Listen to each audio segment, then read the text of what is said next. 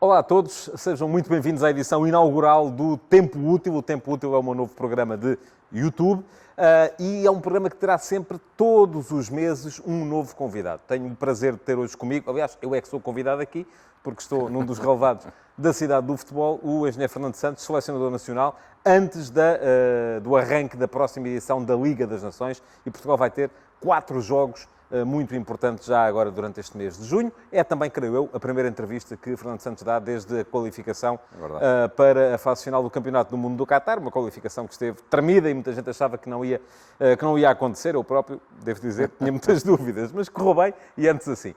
Bom, o Tempo Útil tem um conceito próprio, é meia hora de conversa sobre futebol, e é futebol mesmo, e sempre que eu achar que o meu convidado está a queimar tempo, está a fazer antijogo, eu vou mandar parar o cronómetro. No final dessa meia hora, vamos ter então os descontos, o tempo de acréscimo, o tempo de compensações. Podem ser 3, 4 minutos, depende sempre da vontade do convidado responder de maneira que me satisfaça a mim, pelo menos, às perguntas que eu vou fazendo. É uma batalha termos o tempo útil cada vez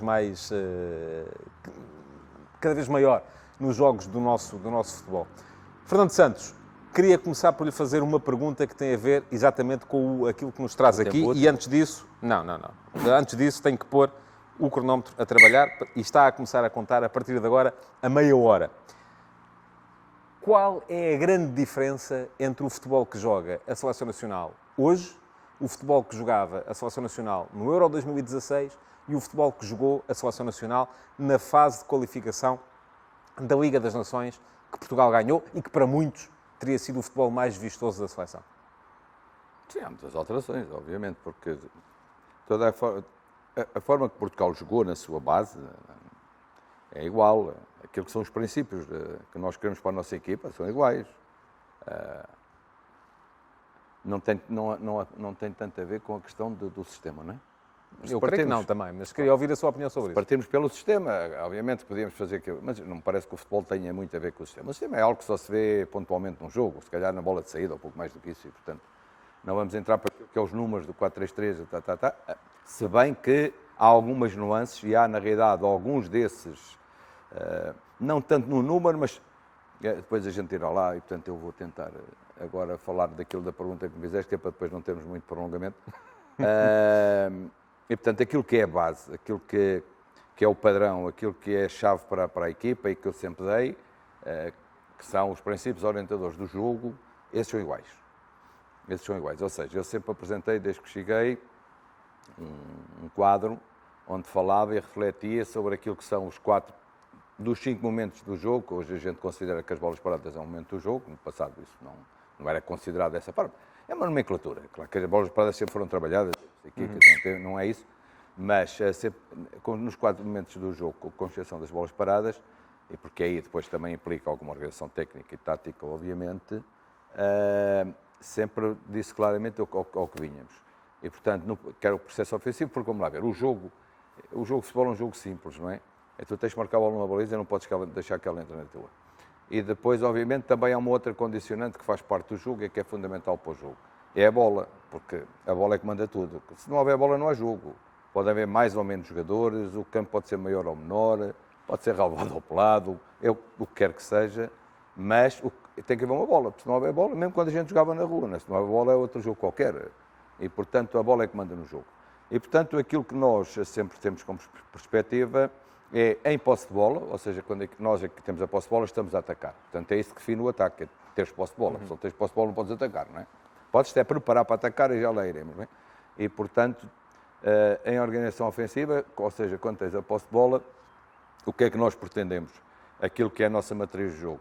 80% jogar em ataque apoiado. Portanto, a nossa filosofia em posse é jogar ataque apoiado, jogar ataque organizado e, portanto, chegar lá o mais unido possível, porque é isso que pressupõe o futebol apoiado, o ataque organizado, é que tu consigas encontrar... Mais bola no pé, menos bola no espaço. Mais bola no pé, menos bola no espaço. E, portanto, 80% do jogo, do nosso jogo devia e deve fluir por aí. Depois, obviamente que há alguns momentos do jogo, mesmo em organização ofensiva, em que não podes utilizar só essa manobra de jogo e tens que recorrer a outra, que é aquilo que eu chamo o ataque rápido, que é, em alguns momentos do jogo, quando sais a jogar e o adversário te permite algum espaço, procurar jogar em ataque rápido, ou seja, mais rápido à profundidade, portanto, procurando o espaço do adversário. Isso só surge, e isso não é o padrão para o jogo, porque se o jogador estiver lá muito recuado, nunca tens hipótese de jogar ataque rápido. Quando muito podes bombear bolas, fazer coisas deste tipo, mas não podes jogar ataque rápido, não é? Porque o ataque rápido pressupõe que o adversário tenha algum espaço nas costas que a gente possa explorar. Portanto, 80% em ataque organizado e 20% em ataque rápido, até porque a maioria dos adversários que nós jogamos, talvez no princípio não tanto assim, quando cheguei, mas hoje em dia, então, isso é brutal, a maior parte dos adversários joga nos últimos 50 metros, ou seja, joga no seu campo, o que nos permite poucas vezes esse tipo de ação, essa outra ação, e portanto este é o padrão. E depois, aquilo que é o padrão da organização defensiva. O padrão da organização defensiva, para além das questões de como é que jogas, homem a homem, zona, estas coisas todas que são as questões táticas do jogo, como é que vais encontrar com o adversário, porque enquanto que na organização ofensiva tu tens que pensar muito mais em ti e muito pouco no adversário, com exceção de saberes os pontos fracos e o que é que podes explorar, de acordo com a organização defensiva do adversário, na organização defensiva tu não tens bola e, portanto, aí tu tens de te preocupar como é que o adversário normalmente ataca. Portanto, há aquilo que é o padrão da organização defensiva, como é que tu fazes, qual é a zona da bola, como é que proteges, como é que não proteges, o que é que os outros jogadores fazem em campo, mas aquilo que nós pretendemos como base é procurar jogar bloco médio-alto. Esta é a nossa base de partida, não é?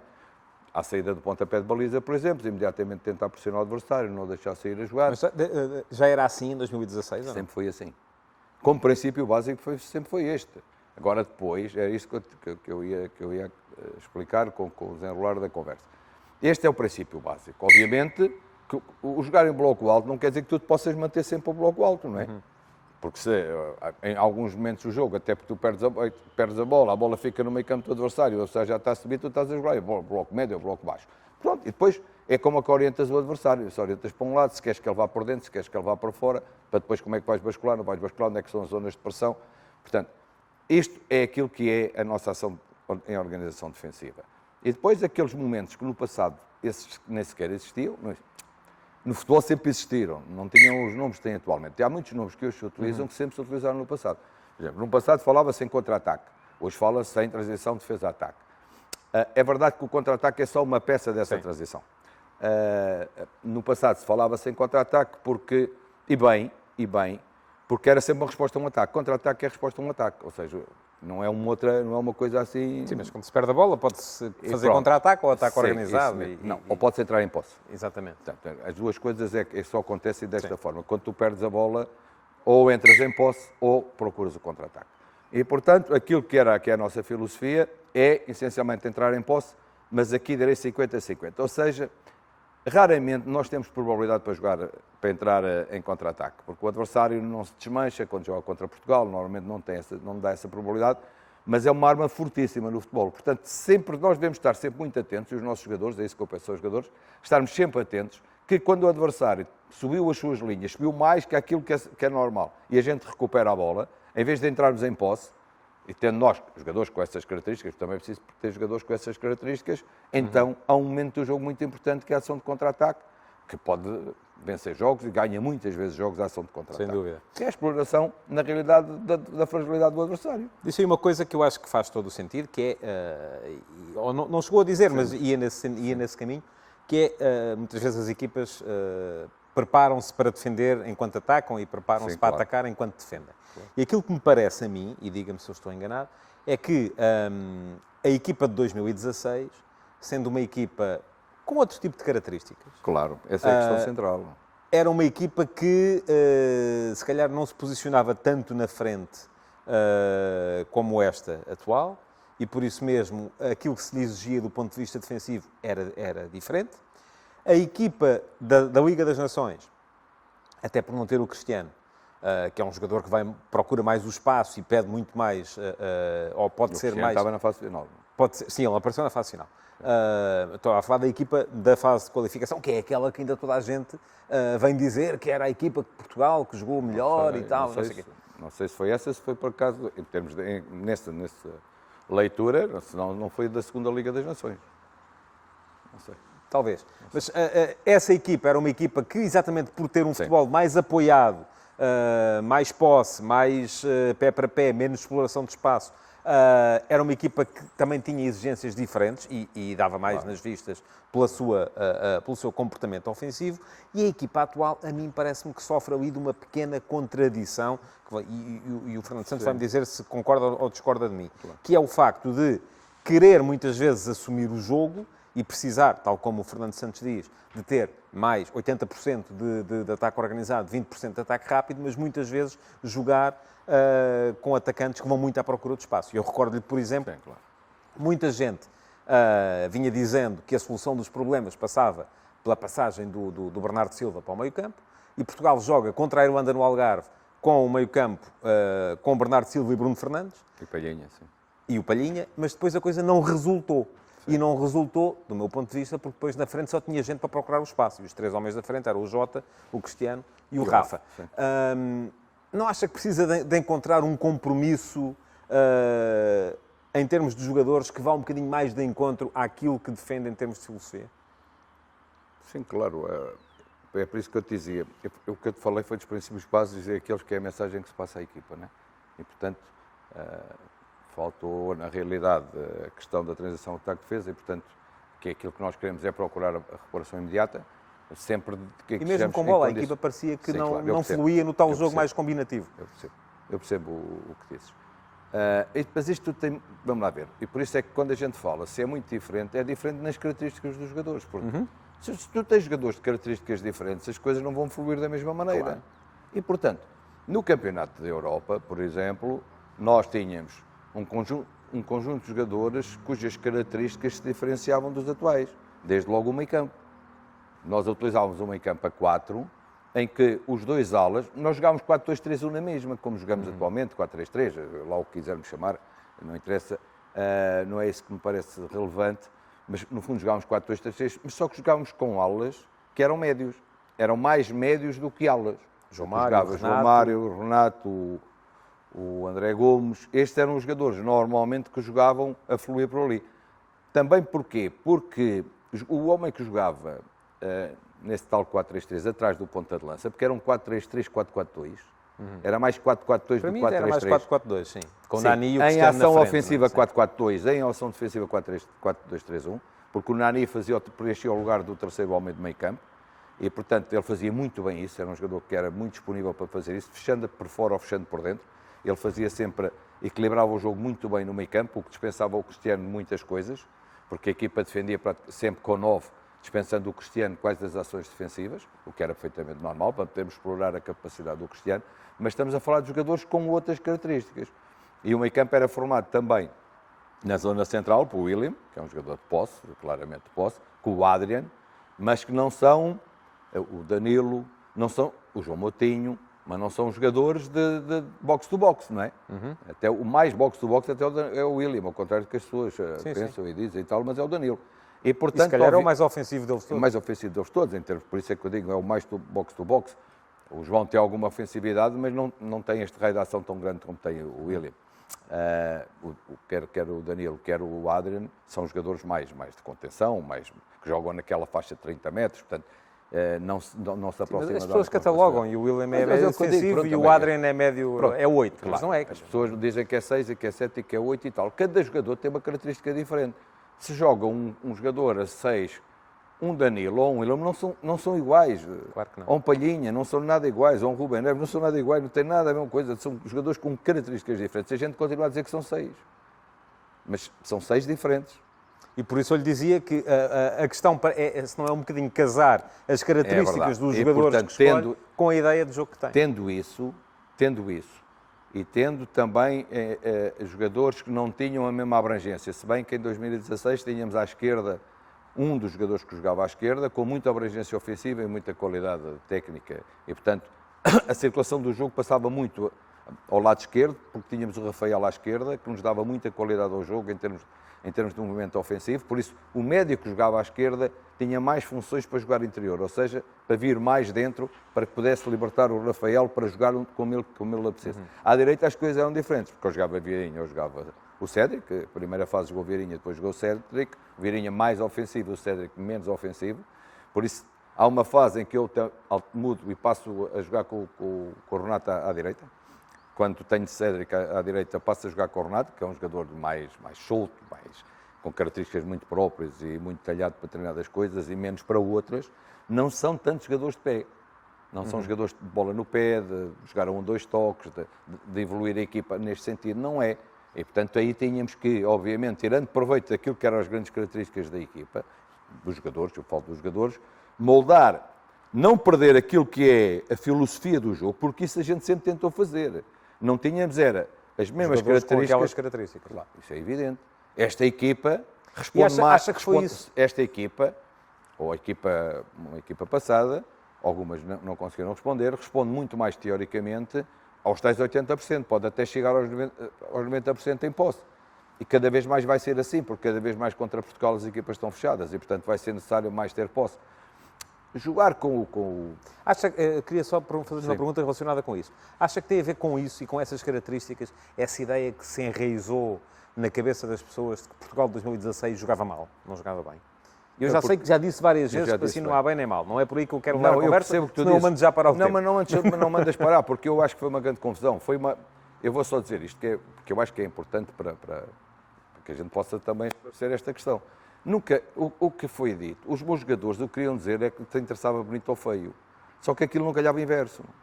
Quando eles começam com aquela conversa, sim, nem bem nem mal, e queremos levar a taça para Portugal, eu lembro perfeitamente de ter dito, vocês não podem estar a dizer isto. Mas o que eles queriam dizer é que era nem bonito nem feio. Pouco importa, se chegamos bem ou mal. Mas tu dissesses que era bonito ou feio, como é que ia casar com Portugal? Pois é. Portanto, e isto ficou de tal maneira no ouvido das pessoas, que ainda hoje as pessoas cantam isto, quer dizer. Portanto, porque a questão é que tudo para ganhares, o que quer que seja, tens que jogar, para ganhar sempre tens que jogar muito bem. Muito, muito bem. Sim, sim. Para ganhar mais vezes tens que jogar bem. A partir daqui só podes perder, vais ganhar poucas vezes. Isso é impossível. Agora, o que é jogar bem? É quando tu, na realidade, na minha perspectiva... Quando casa as características dos jogadores com a ideia de jogo. Claro. Se tu não casas, vai ser pior, vai ser muito pior. É pior emenda que o soneto. Claro. Isto é a mesma coisa que querer jogar, na realidade, um ataque rápido e sistemático. Vê lá, eu vou dar um exemplo, por exemplo, do Liverpool. É uma equipa, este ano já não tanto, ainda faz isso muitas vezes, mas que era de vertigem, não é? Mas que tinha 3 jogadores à frente que são autênticos ciclistas, quer dizer, ciclistas no bom sentido da expressão, que são grandes jogadores, não é? Mas são jogadores sempre de profundidade. Que vai jogar posse de bola como joga o City ou como joga outras equipes. Diferente, claro. Não funciona, aquela equipa não vai ganhar nada assim. Sim, é um bocadinho o combate de escolas entre o Barcelona do Guardiola e o Real Madrid do Mourinho. Sim, entre o é sempre um combate City do Guardiola e o É sempre Liverpool um combate de do Klopp. escolas, mas aquilo que motiva os treinadores a ganhar é encontrar dentro daquilo que é os padrões que tu podes escolher, dos jogadores que tu podes escolher, e tu dizes assim, quem são os melhores que eu tenho à minha disposição? Então com estes como é que eu me vou organizar? Poucas dúvidas há que o melhor será, com certeza, o Cristiano. Quer dizer, Sim, claro. está entre o lote dos melhores jogadores do mundo, para não dizermos aqui que é o melhor de todos, sim, senão ainda aparece aí o Messi e vem cá Esse interromper a entrevista. Está a provar. Mas pronto, não há dúvidas nenhumas que entre os portugueses, pelo menos, a equipa, à partida... Mas continua a ser uma questão de escola e de leitura e de observação. Por muito que as pessoas... Sim, mas por muito... Isso também não é debate que a gente possa resolver. Claro, portanto, não vale a pena. Por muito que as pessoas queiram de repente dizer não, esta equipa jogou muito bem na Liga das Nações porque não estava o Cristiano. Quer dizer, eu sou capaz de chegar lá e perceber, ok, sem o Cristiano, há futebol mais apoiado. Ganhou 2 jogos, empatou 2. Ganhou 2, empatou 2. Mas as pessoas ficaram maravilhadas com aquele futebol e tal, pé para pé. Não foi, há futebol mais apoiado, mas isso tem a ver com as tais características. Agora, a questão é que Portugal não pode prescindir, no meu ponto de vista pelo menos, e o seu deve ser igual, não pode prescindir do Cristiano. Deixa-me só em relação a isso, vamos lá ver. Eu percebo isso tudo e acho que Portugal já fez jogos muito bons e fez com todas as equipas que eu tenho aqui desde 2006 e já fez alguns jogos menos bons. Isso claramente a não jogar bem. E por isso é que também não ganhou. Sim. Agora, nessa Liga das Nações, eu acho que jogámos muito bem os 2 últimos jogos. Com a Suíça e com a Holanda. E aí já estava o Cristiano. Aí já estava o Cristiano. E antes disso, tivemos um jogo muito bom, na minha perspectiva, que foi na Polónia. Tivemos aqui um bom jogo, bem conseguido com a Itália, no arranque desta Itália, com Mancini.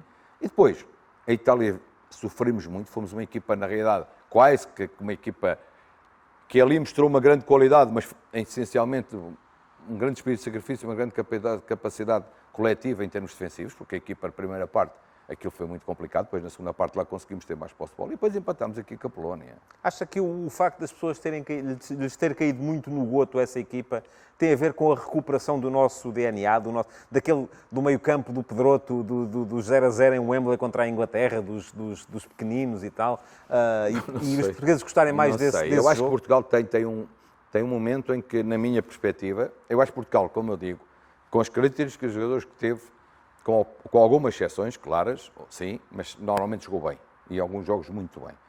Porque, por exemplo, no Campeonato da Europa, depois da fase de grupos, e para mim o melhor jogo até de Portugal é com a Áustria. Sim, ofensivamente. Sim, ofensivamente falhámos o penalti, não sei, 2 bolas no poste, não sei o quê. Ofensivamente fomos uma equipa tremenda, a bola não entrou, pronto. Mas depois toda a fase do mata-mata, Portugal foi sempre brilhante nos jogos, taticamente, estrategicamente, sim. Em termos de qualidade de jogo e tudo isso. Mas, por exemplo, há alguns jogos que eu acho que sim, que ficavam na imagem, também ficaram na minha. Nesta Liga das Nações, que nós acabámos por depois acabar por não chegar lá, porque perdemos aqui com a França, num jogo que podia dar o que deu para a França, mas quer França, quer na Suécia, os 2 jogos com a Suécia, principalmente lá, cá ganhámos 3-0 também, ganhámos fácil, e a Croácia, Portugal na realidade fez jogos de enorme qualidade, até mesmo em termos de produção ofensiva e de variabilidade do jogo e aquilo mais perto de tudo que esta equipa tem para dar. A outra tinha uma coisa para dar, que era muito boa, esta equipa tem outra coisa para dar, as características dos jogadores são diferentes. Falaste há bocado aí em relação à questão do Bernardo, por exemplo. O Bernardo joga à direita, o Bernardo joga onde ele quiser, não é? Ele joga bem em todo lado. Ele joga bem em todo lado. Agora, eu não quero, por exemplo, neste momento, se eu não tiver laterais com grande profundidade, o Bernardo à direita já não me dá tanta solução como aquela que me dá com laterais com muita profundidade. Eu vou-te dar um exemplo concreto que eu acho que isto é fácil. Isto de falar de futebol é simples, mas depois também tem o resto, não é? E o resto é importante. Vamos lá ver, nós temos um jogador que para mim é um dos melhores laterais do mundo, está naquele lote restrito dos melhores laterais do mundo, Cancelo, que é um jogador que durante muito tempo, quando chegou aqui à seleção, quando começou a chegar à seleção, era um jogador de grande profundidade. Muita ida à linha de fundo. Aliás, ele procurava quase que sistematicamente a linha de fundo para cruzar, para fazer. E era, na realidade, e isso, tendo eu um jogador com estas características, um jogador à direita não me interessa um jogador de corredor, porque senão vão bater um contra o outro. Claro. Quer dizer, não é? Se está-me ali um jogador só de corredor, aquilo o comboio não vai passar. Que o Cancelo mudou, não é? E o Cancelo mudou. Está a jogar cada vez mais dentro. O Cancelo hoje em dia, aliás, os últimos tempos de seleção, já há 1 ano e meio, eu me lembro, estávamos em Turim, foi no início logo da fase de apuramento para este campeonato do mundo, estávamos com muitas dificuldades, porque o Cancelo, agora no City, desde que está no City, joga de uma forma completamente diferente, porque o City, e eu que lhe digo a ele, mas tu tens que jogar assim no City, porque é isso que o teu treinador te pede, é isso que tu tens que fazer. Comigo aqui tens de tentar fazer uma coisa diferente, principalmente, ou então vou ter eu que adaptar um bocadinho a circunstância. Porque o rendimento dele vai-se abaixo atualmente. Porquê? E depois diz, o Cancelo não ataca. O treinador não dá ordem para atacar. Não, não é nada disso. Ele não ataca no City também. Ele ataca, mas ataca por dentro, normalmente. Porque a equipa do City empurra, os jogadores vão se empurrando uns aos outros, não é? Sim, é uma tendência moderna dos laterais aparecerem. Claro, o overlap, aquilo que era normal. O Barça estava a tentar fazer a mesma coisa. Claro, aquilo que era normal lá, se calhar, há meia dúzia de anos, que era, os laterais estavam sempre a fazer overlap, a aparecer para as costas, entrar para as costas. Em 10 movimentos, 9 eram por fora e 1 era por dentro. Hoje em dia, 5 por dentro, 5 por fora. E no City, é 6 por dentro, ou 7 por dentro e 3 por fora. Certo. Porque o que ele faz é empurrar. Ele entra para o médio e saltar para a frente. Porque eu acho, e o Fernando Santos disse isso há bocado mesmo, que as equipas fazem-se com os melhores e depois adaptamos as características da equipa às características dos melhores. E eu acho que é mais ou menos consensual. Enfim, há sempre aí uns haters que gostam muito de dizer que isto, o Cristiano tinha mais era que dar a vez aos outros, até porque a época correu-lhe mal, acho que se pode dizer isto, no Manchester United, correu-lhe particularmente mal. Mas a questão é, ainda recentemente, eu não sei se viu as declarações do Ralf Rangnick, relativamente ao futuro do Manchester United e àquilo que pode ou deve ser o posicionamento do Cristiano. Porque achando eu, e acho, que seria de malucos fazer uma equipa, ok, Cristiano, ficas aí a ver os outros jogar, eu acho que ele tem que jogar, agora a questão é como e onde. Não é? E o Rangnick dizia recentemente que o Cristiano não quer ser ponta de lança, não quer ser 9, Ele disse isto, que teria que ser o Ten Hag a resolver essa questão, mas que o Cristiano não quer ser 9 e que não tem características para ser 9. O que lhe colocava ali um problema, que era, como é que se joga? A resposta imediata é, joga com 2. Porque se jogar com 2, já pode funcionar melhor. E eu acho que o Fernando Santos chegou a uma altura em que tentou fazer isso. E recuperar ali uma espécie de losango, 4-4-2 e tal. Já no Campeonato Agora, a questão é que hoje assim. já ninguém joga com 2, não é? Toda a gente joga ou em 4-3-3, 2 abertos e um no meio. O Porto joga com 2. Com 2 com cabra à esquerda. É um 2 disfarçado. Sim, pois. Sim, é um 2 disfarçado. Certo. Mas joga assim. Ou então com 3, que é um bocadinho Joga isso que a faz dois, o Porto. porque Sim, o com Porto- 3 dentro. Muitas vezes 3 dentro. Ultimamente joga o Fábio Vieira atrás dele. Só que o Taremi cai à esquerda a defender. A questão é essa, é que nós olhamos para o jogo e queremos sempre ver lá os 2 na frente e mais os 2 assim e tal. Olhas para o Porto. O Porto, quando está a atacar, o Taremi está dentro. Está jogando ele. Tem dias, sim. Há alturas em que está E dentro. depois cai de fora, dentro sim. para fora. O Porto muda muito de jogo para jogo. Mas é o quando grande perdem mérito a dessa bola, equipa do quando Sérgio perdem a Conceição. bola, o Taremi abre à esquerda. Normalmente é ele que fecha Sim. o corredor à esquerda. E o Evan Otávio... Nilsson à direita e o Fábio Vieira fecha ao meio. Isso mesmo, e o Otávio fecha para a direita. Portanto, porque o futebol hoje é isto, o futebol é dinâmico essencialmente. E, portanto, esta questão da gente achar que jogam ali como se fossem uns pinheiros ou como se fossem uns matraquilhos, isto já não existe. Não é? Eu não concordo nada, não concordo. Portugal tem jogado com o Cristiano Sim. no centro do ataque. Sim. O Cristiano... E ele sai não dá. muito de lá. Pronto. Isso é um problema ou não? Claro que obviamente que é um problema sempre, mas nós é que temos que agora saber o que é que vamos ter que fazer, sabendo que estas são as características dele. Ele não pode ser 9, não pode ser 9 porque nunca foi trabalhado para ser 9, que ele podia ser o melhor 9 de sempre. Mas eu não tenho, Eu acho que pode, se calhar não quer. Quando eu fui treinador dele no Sporting, eu sempre disse a ele que ele podia ser um ponta de lança fantástico. O que ele não tem é que nunca ganhou estas características, até pela forma de jogar, quando começou a sua carreira, porque sempre ficou para as aulas, a tirar muito proveito daquilo que era a sua potência muscular e a sua capacidade impressionante. O Cristiano não pode jogar neste sentido de ser literalmente um 9, percebes? Não é um jogador para estar parado, não é um jogador, como é que eu ia dizer, não tem paciência, quase que se pode dizer isto, não tem paciência para estar ali à espera que a bola lá chegue. E não é um 9 de apoio, vamos lá. E não é um 9 de apoio, não é um jogador para estar aqui, para De receber de referência, costas. exatamente. Não. Mas pode ser um grande, e é, na minha opinião, o melhor 9, se estiver, quando a equipa tem ataque organizado e está a flanquear, é o melhor 9 a jogar dentro da área, porque aparece que, aliás, basta olhar para as estatísticas dos últimos 6, 7, 8 anos de Cristiano Ronaldo para perceber onde é que ele faz os golos. A maioria dos seus golos hoje em dia são feitos dentro da área. Portanto, se ele conseguir ter, agora, eu acho que ele, já falei com ele muitas vezes sobre isso, se ele conseguir ter alguma paciência quando a equipa tem ataque organizado para marcar golos, para, sei lá, ser um bocadinho Jardel, ser um bocadinho Jardel, não é? Ele nunca vai poder ser um Jardel, como um Jardel nunca podia ser um Cristiano, não é? Mas ser em alguns momentos do jogo um Jardel que está ali, à espera que ela venha e que apareça, ele tem um poder de salto enorme, tem Acha uma que é uma questão capacidade... de falta de confiança no resto da equipa? Querer ir ele resolver aquilo que devia deixar para os outros resolverem? Não, eu acho é que isto tem muito a ver com aquilo que é normal os jogadores fazerem. Quer dizer, os jogadores vão criando hábitos e depois é muito difícil mudar o chip de repente. Temos muitos jogadores aqui que têm essa dificuldade, não é? Há jogadores que tu estás muito tempo a jogar. Eu, quando ele estava no Madrid, falei muitas vezes com ele sobre isso e também lhe disse que eu acho que ele tem alguma vantagem. Eu acho que cada vez mais ele tem que jogar mais perto da área. Cada vez tem que jogar mais perto da área. É aí que ele vai estar melhor, seguramente. Quanto mais sair da área, mais dificuldade vai ter. Não para jogar, mas para fazer aquilo que ele faz como ninguém faz, que é golos, não é? E é nisso que ele se deve centrar, na minha perspectiva. Obviamente que já com o Zidane encostaram perto dele o Benzema. Eu acho que esta equipa se calhar tinha beneficiado se o Cavani tivesse jogado ali. Teria beneficiado alguma coisa se o Cavani estivesse mais perto dele. Porquê? Porque o Cavani tem, na realidade, uma capacidade de trabalho também, como tinha o Benzema.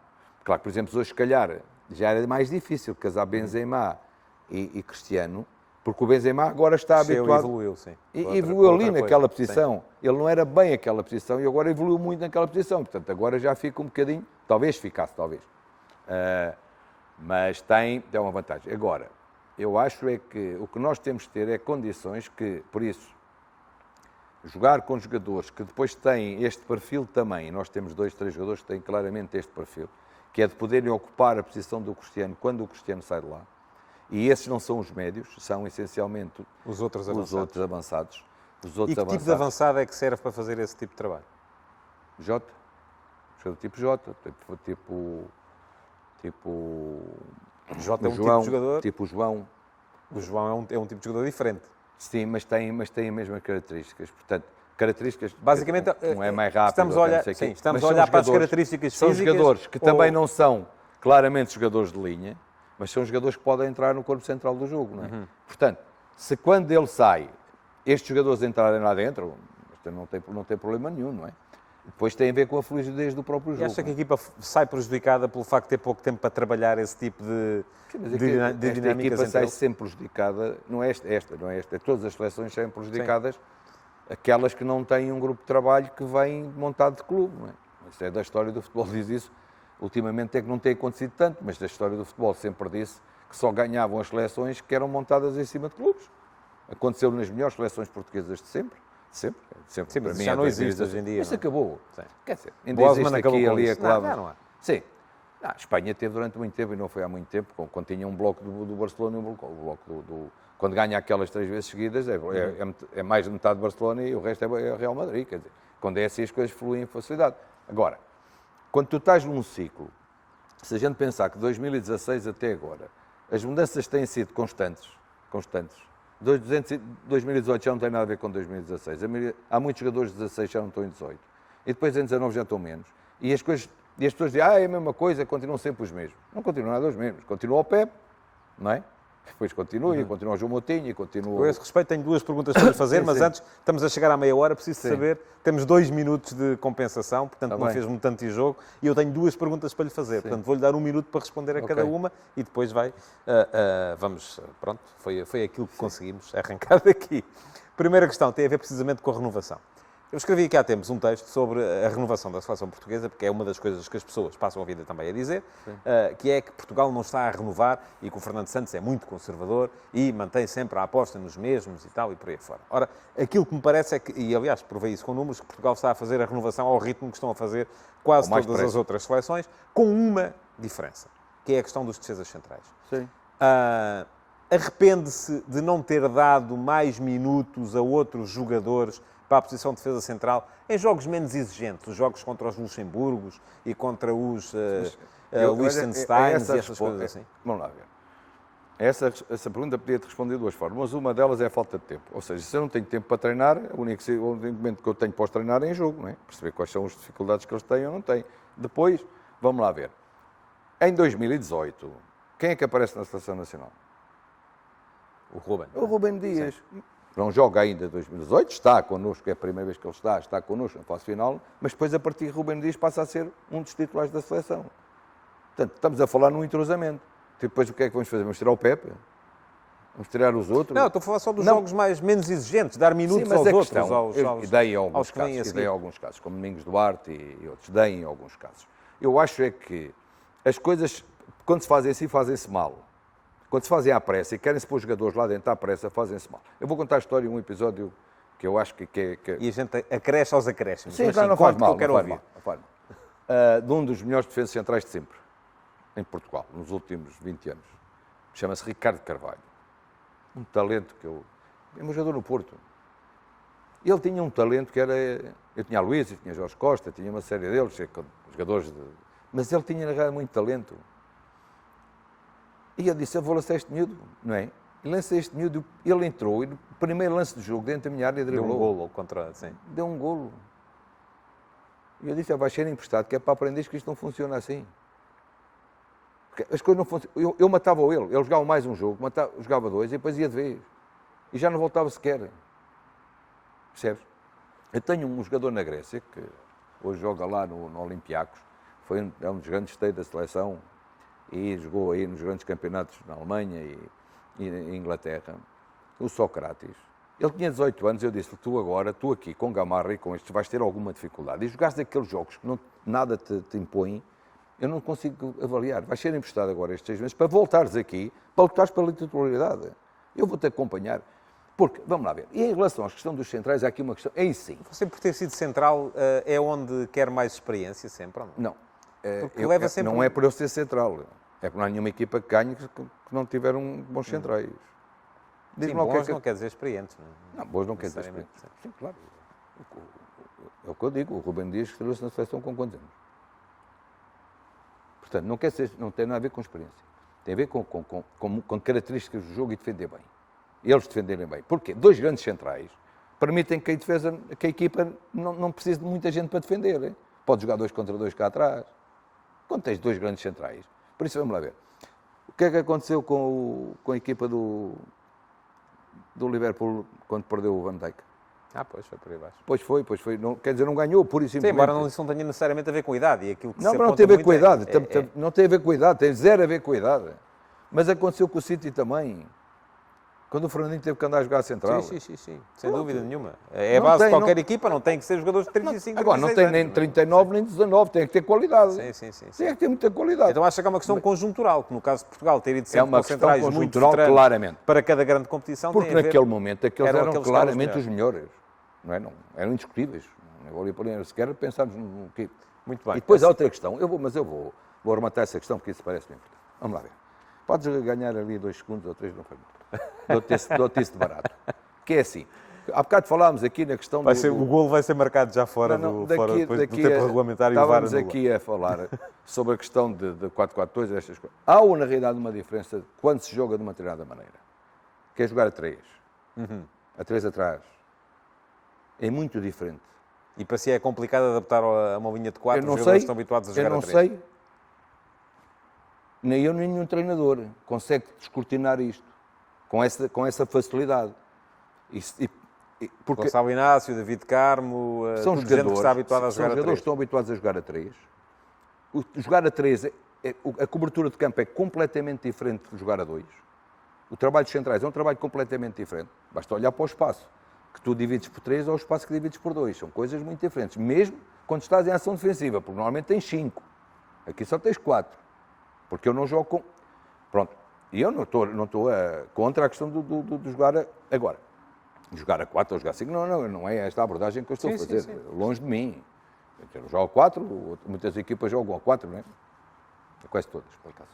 Hoje em dia já estamos outra vez... Os principais jogam a 4. Mas quer dizer, a questão não é essa. Eu acho que o sistema A3 também funciona bem. E o Sporting, por exemplo, o ano passado fez uma época fantástica, este ano voltou a fazer um muito bom jogo, e, portanto, o Braga também tem feito, não é isso. Só que para nós, que não tenho tempo para treinar e para avaliar, é muito difícil para mim, em jogo, colocar um jogador que eu não sei como é que ele vai responder. Ainda por cima, nunca jogou com aquele do lado e não joga assim. Como é que ele vai? Ele vai conseguir chegar às zonas laterais? Ele vai conseguir fazer determinados movimentos? Porque a coordenação entre eles, por isso é que eu o chamo para o treino. Eu chamei agora de Jalou e chamei o Gonçalo Inácio nos últimos jogos. Para vê-los em treino, para ver como é que é a coordenação deles. Eu acho que esses dois podem crescer no tipo... Eles já são grandes jogadores, não é isso. Não me interpretem mal, porque não vale a pena. Porque senão depois lá vêm dizer que eu não gosto disto, não gosto daquilo, não tem nada a ver com isso. Mas, por exemplo, eles no Sub-21 estavam a jogar os dois. Jogam os dois, são eles os dois centrais e jogam a 4. Portanto, aqui, eu posso saber através até do Rui como é que eles conseguem coordenar-se, se coordenam bem, se não se coordenam bem, como é que é. Porque os jogadores, por exemplo, a jogar a 2, os jogadores têm que ser rápidos, mais fortes no espaço aéreo. Há um tipo de características que levam... Eu joguei muitos anos ali, sei como é que isto funciona. Há um tipo de características. Portanto, eu tenho que encontrar, porque obviamente tenho que os procurar, e ando à procura, e ando a ver, estou farto de ver jogadores. E muitas vezes não tem a ver com a qualidade.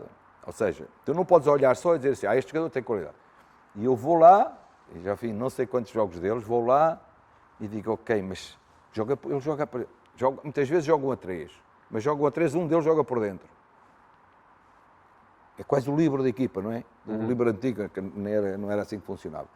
E, portanto, esta é, na realidade, há algumas questões, às vezes, que se colocam aos jogadores, a oportunidade não surge porque os outros que estão à frente, na realidade, na minha perspectiva, têm características que me servem melhor à equipa. Outros, porque, na realidade, eu ainda não tenho a certeza absoluta de que, a jogar de acordo com aquilo que é o meu plano de jogo, que eles estão completamente aptos. Não é que eles estão completamente aptos como jogadores. Sim, é para aquele plano. É para aquele plano, que é uma Muito coisa bem. diferente. Falar em plano. A última pergunta que eu lhe quero colocar, e já estamos muito para lá Sim. do tempo regulamentar. Pronto, passámos, não consigo manter as coisas dentro do tempo que me comprometo, é assim sempre. Aqui há tempos também, dei comigo a pensar que um dos problemas que a equipa de Portugal pode eventualmente ter é ter demasiados jogadores que pensam individual e poucos jogadores que pensam coletivo. E, aliás, eu cheguei a dizer, e disse isto inclusive, creio que na RTP, que para mim, enquanto ele tiver pernas, é sempre João Moutinho e mais 10, porque é daqueles que pensa melhor coletivamente. Acha que tem esse tipo de problema na equipa de Portugal neste momento? Dificuldades em contrabalançar uma tendência individualizante face àquele jogo de muito mais bem coletivo? a pergunta e eu acho que a equipa tem, contando com 2019, a equipa teve altos e baixos nesse aspecto. Momentos em que a equipa foi equipa na sua verdadeira acessão, ou seja, todos num critério muito uniforme em termos de equipa. Mas fazem falta os jogadores que pensam individual, Não, claro. como é evidente, não é? São jogadores. O futebol resolve-se individualmente. Claro. Ok. Porquê? Isto é um plano estratégico. Se os planos estratégicos funcionarem na perfeição, os jogos vão acabar sempre 0-0. Claro. Portanto, quem vai definir o jogo é o rasgo. É o rasgo, é o pensamento, é a capacidade de improvisar. Essas coisas todas é que resolvem jogos. E depois as bolas paradas. Mas é a tal coisa que se diz, se tivéssemos uma equipa com 11 Maradonas, se calhar não ganha. Não ganha, não pode ganhar. Isso não pode ganhar, isso é impossível.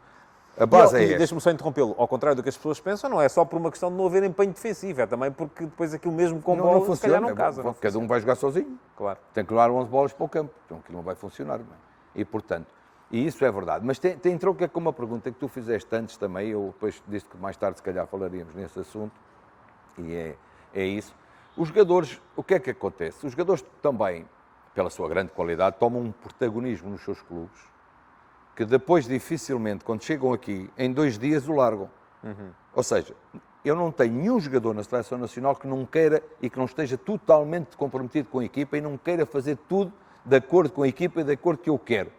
O problema é que depois, quando saltam lá para dentro, o que é que acontece? Uma jogada não sai, 2 jogadas não sai, à terceira, mas eu até estou melhor se eu subir mais no campo, se eu estiver mais perto ali, ou se eu estiver mais aqui, ou se eu estiver mais acolá. Portanto, aqueles que normalmente não têm um registro variado, o João Moutinho tem esse registro variado, que joga mais à frente, como mais atrás, como mais ao lado, como não sei o quê, portanto, sempre foi assim. O Bernardo é um jogador igual, tu vês o sítio, quando parece é falso ponta de lança, como joga à esquerda, como joga por meio. Ele, hoje em dia, muitas vezes, ele é o segundo médio, claramente o segundo médio, o de Bruno é o jogador mais livre. Agora, se tiver ele que passar a fazer aquela função, portanto, quando o jogador está habituado a fazer... Se tiver que jogar à direita, mas quando o jogador está menos habituado, ou seja, tem um padrão de jogo na sua equipa que é muito centrado em algumas coisas que ele tem que fazer, tem mais dificuldade. E isso, obviamente, quando tens a fluidez do jogo já não pode ser a mesma. Isso às vezes emperra um bocadinho a máquina, isso é verdade. E por isso, alguma razão também me assiste, no sentido, quando eu usava, por exemplo, o Bernardo, já falei aqui na questão do Cancelo, mas porquê? Porque o Bernardo, ao jogar muito por dentro, que é normalmente isso, é um desequilibrador nato, pode-me criar muitas vezes essa aglutinação. Tu falaste num jogo que na realidade aconteceu isso, claramente. Esse jogo, essa é a primeira parte. Não culpa dos jogadores, a culpa foi minha, porque eu é que escolhi a equipa para jogar, eu achei que funcionava bem, acabou por não funcionar tão bem, mas não foi por nada, porque eu já vi esse jogo várias vezes para perceber o que é que não tinha corrido bem. Eu só vi uma vez. Mas eu vi algumas vezes para perceber o que é que não tinha corrido bem, porque eu sempre achei que aquilo tinha tudo para funcionar. O problema é que eu cheguei a uma fase do jogo em que só tinha um médio. Na primeira parte, nós entramos bem, até tivemos aquele penalti, entramos bem, tivemos uma bola no posto. Mas o que é verdade é que a partir ali dos 15, 20 minutos, em muitos momentos do jogo tínhamos um médio, era o Palhinha que andava ali, para cá e para lá, e para cá e para lá, era uma espécie de bombeiro, e depois quando a gente ganhava a bola para dar a eles. E o jogo estava encurralado, porque a equipa deles jogava muito fechada, com 3 centrais, bloqueava muitas laterais, e a gente estava encurralado, a gente nunca conseguiu libertar o jogo. Foi o seu pior jogo na seleção? A primeira parte, das piores primeiras partes que eu acho que a seleção fez, foi essa primeira parte. E o melhor? Eu acho que o melhor jogo... E é a última pergunta que lhe faço, para acabarmos em altas. Eu acho que eu não posso dizer um só. Acho Então, que o jogo com a Bélgica é brutal. Aquele que perdemos com a Holanda. Sim. É um jogo brutal. A final da Liga das Nações. Em termos globais. Um jogo brutal. Acho que o jogo com a Croácia é um jogo brutal. Diferente. Em Estamos a falar que Está a falar do jogo com a Croácia no Euro no 2016. Euro 2016. Estou a falar, claro, patamares diferentes, mas foi um jogo Sim. brutal. Em termos estratégicos e em termos de equipa, foi brutal, porque estávamos a falar naquela altura, talvez eram duas das melhores seleções do mundo, era Portugal e a Croácia. E aquele jogo era quase que uma final. E acho que foi brutal globalmente. E acho que o jogo com a França, não, a partir dos 75 minutos, é um jogo muito forte. Da equipa A final do Euro.